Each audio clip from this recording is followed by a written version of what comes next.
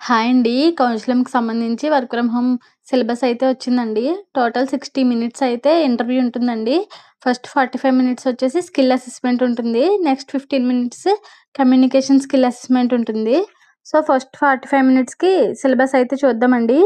5 topics అయితే ఇచ్చాడు వాడు. First one quantitative aptitude, second verbal and logical reasoning, third one వచ్చేసి data interpretation, fourth one psychometric evaluation, fifth personalised technical questions based on your profile. అంటే మీరు ఏదైతే మన certificates ఇచ్చామో దాన్ని బట్టి ఉంటుందని మనకు ఎడ్యుకేషన్ క్వాలిఫికేషన్ బట్టి. అండ్ నెక్స్ట్ వచ్చేసి కమ్యూనికేషన్ స్కిల్ అసెస్మెంట్ అండి. 15 మినిట్స్ ఉంటుంది. 3 క్వశ్చన్స్ అయితే ఉంటాయంట. ఈచ్ క్వశ్చన్కి మనం 30 సెకండ్స్ అయితే మాట్లాడాల్సి ఉంటుంది. And evaluate your English communication proficiency using CEFR standards. అంటే గవర్నమెంట్ యొక్క లాంగ్వేజ్ స్టాండర్డ్స్ అయితే ఉంటాయి కదండి. సో దాన్ని బట్టి మనం మాట్లాడాలి, అంటే నీట్గా మాట్లాడాలి, వల్గర్గా అది మాట్లాడకూడదని వాడు గైడెన్స్ ఇచ్చాడండి అంతే. నెక్స్ట్ వచ్చేసి రూల్స్ అండి.